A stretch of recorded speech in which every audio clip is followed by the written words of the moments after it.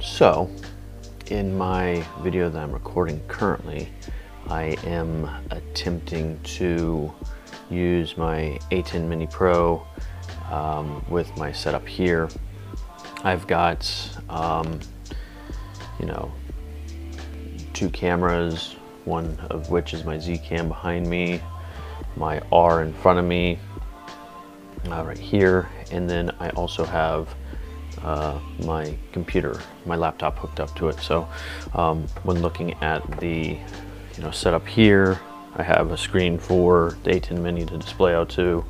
I've got my laptop and I've got the cameras hooked up. So I just learned a very valuable lesson. So I did not have the clean enabled on the clean output enabled on my HDMI, which means the whole video I just recorded, which would be hard to undo because I'd have to figure out how to roll back the firmware and everything on my Rode Wireless Go 2 units, is now going to be tainted. So in this video that you're watching today, you might notice that the focus trackers are displayed into the video. You'll see that the thirds grid is enabled, and apologies for that, but hey, it's a valuable lesson that everybody is probably going to learn one time in their life when they make a mistake with their video, and you have to live with it because it's something that you can't quite get back. Now, I'm not going to throw away the video. I'm still going to show it, still going to present it here, but let's go ahead and get into this video, and let's just chalk this one up to learning lessons on using a multi-streaming recorder and using HDMI out on a Canon camera. All right, let's do this. Good morning, everybody. It's a wonderful, almost fall, maybe beginning of fall day. It's nice and cool. I'm really enjoying being outside here in my backyard. And so while I drink my coffee here, get myself a sip right now, I'm really excited to take on some new tools for some of this work that I have coming up. So one thing that I'm going to talk about today is the new Rode Wireless Go 2. These are the follow-up to the Rode Wireless 1, or Rode Wireless Go 1, which I'm using currently right now. It's one of my favorites microphone and audio options that I have. So I'm really excited about this because it now provides two transceivers and gives you the ability to record internally. So it gives you the ability to have a backup and have two microphones going at once. So super excited about this. So why don't we go ahead and get these set up and go through that. Let's do this.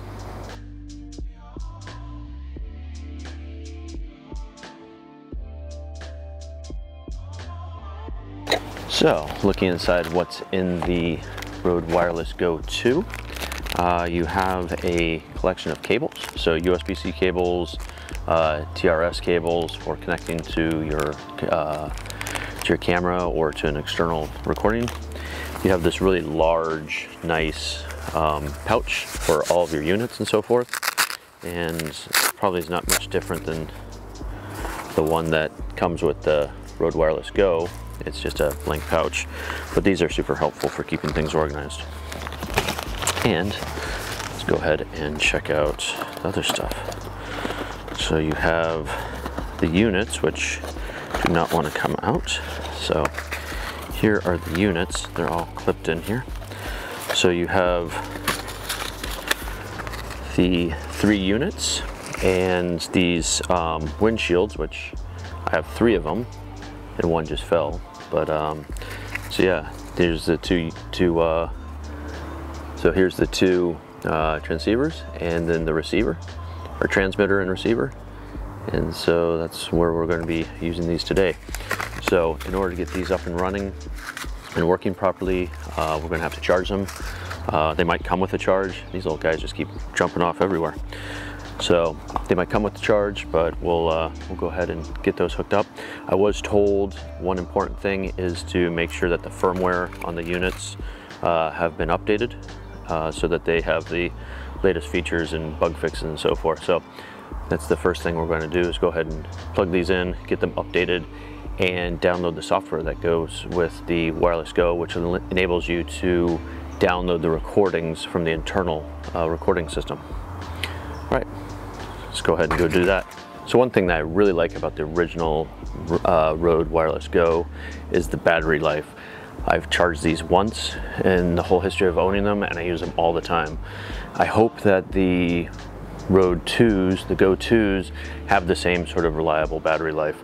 Now, they do a little bit more. They record internally. They have, you know, 2 sets of receivers or transceivers and 1 receiver.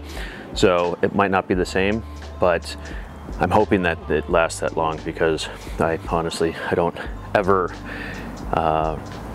you know, charge these. So that's one thing that I'm really going to look for with this set. All right, everybody, we've got the Go Wireless 2s here. And so what I'm going to end up having to do is go ahead and get these guys set up to actually have the proper and correct firmware on it. So I think that this is going to be a good exercise. So first we have to go and get the cables that are needed. So here we've got all the cables necessary for it. And we'll go ahead and pull these out. So there are a number of cables. We have the main connection cable for connecting to the camera, and then you have a USB-C to USB-A. Actually, you have 2 USB-Cs to USB-As, and then actually 3 USB-Cs to USB-As. So I think right now what I'm going to end up doing is starting with the actual receiver and get this going, and you know, work with it from there. So cool. And today what we're doing is we're recording this all through ATEM Mini Go, or today what we're doing is recording this all through the ATEM Mini Pro as a test of multiple cameras. So I've got this camera behind me, got this camera in front of me, and we've also got my computer monitor. So when we're going through the program, we could actually start seeing me doing it. So there we go. So to start, we're gonna go to the Rode website and really check out downloading the software. So I'm gonna go ahead and do this now. And let's see here. So if we go here and go wireless kits, and we have the Go Wireless 2, this is what we're talking about today. So what I'm going to end up doing is go to downloads, and down here we have the Mac version and the Windows version. So let's go ahead and download the Windows version since I'm on my Windows computer. And we're going to do thenet.com, and I don't want to receive anything, so I'll go ahead and do this, and it will download.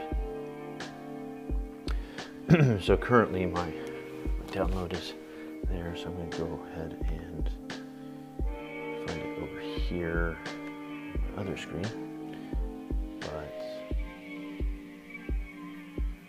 let's see here, if I move my stuff over here, and I open up the Rode Central, so let's go ahead and start up this application. So here is where we start with. Go ahead and I'm going to agree to the terms. Let's make sure we read all of them. Oh, okay, yeah, that's pretty much what I thought. I'll do that. Go ahead and just install it in the standard location. So I do that. Gotta make sure that I can, and let's go ahead and launch Rode Central. Let's finish that. So right here, it brings it up and says nothing's connected, but it also has this other window that says that to use this device with Rode Central, it needs to be updated. So I already plugged in the thing. So let's go ahead and see. I've got plugged in here to my computer, so that should be working just fine. So we'll go ahead and update this guy. It says please do not unplug any of the devices. So right now we're going to go ahead and update these guys. And there we go. Firmware has been updated and you may now use Road Central. So let's go done. And now it shows up here. So great. My battery's at 24%. And I'm guessing that I'm going to have to install or update these other ones. So right here we've got the other units, and I'm gonna go ahead and give this a plug-in. So basically it's fairly easy if you've never done this before. There's a USB-C port on the side. You just plug this guy in. Now USB-C is not the greatest. It can get flimsy and break, so you gotta be very careful about it.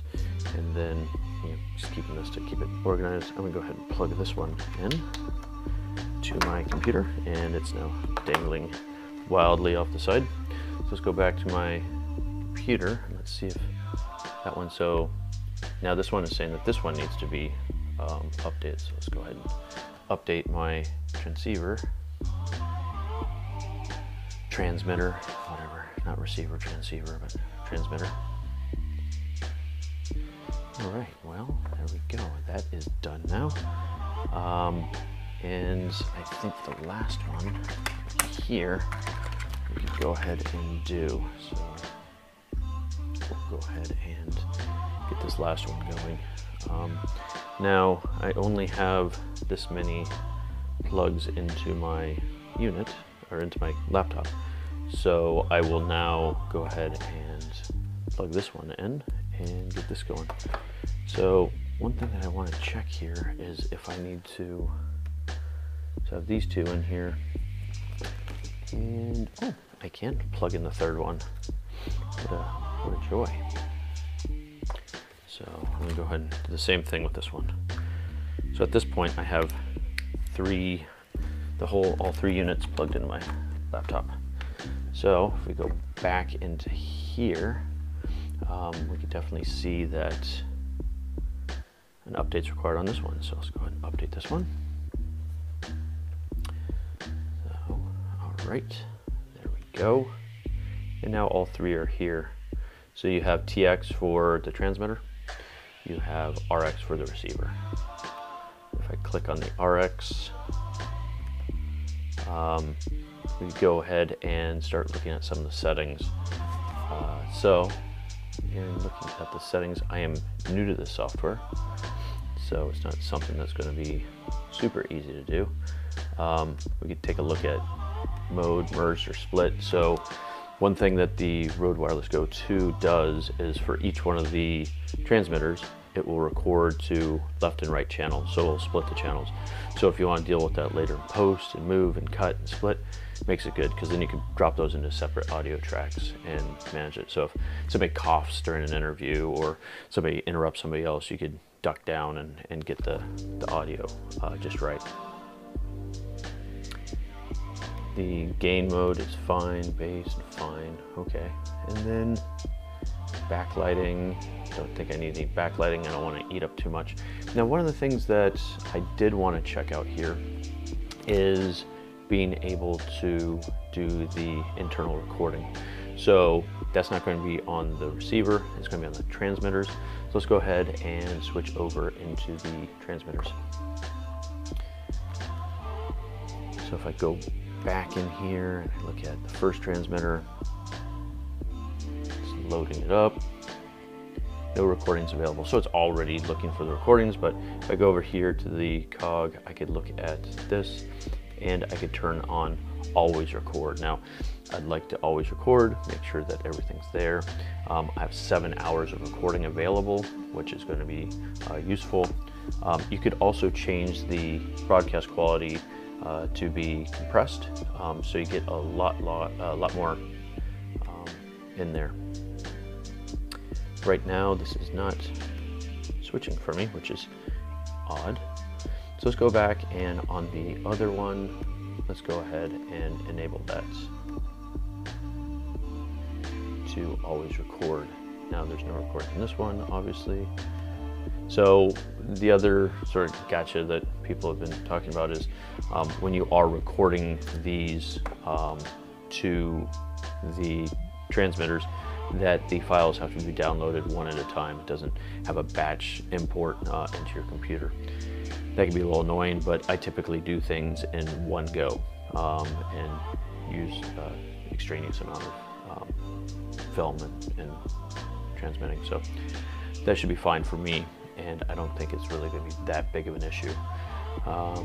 So, I mean, these little guys are all hooked up here, 1, 2, and 3.